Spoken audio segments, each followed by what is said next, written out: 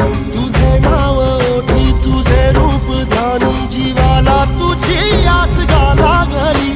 जरी बाप सा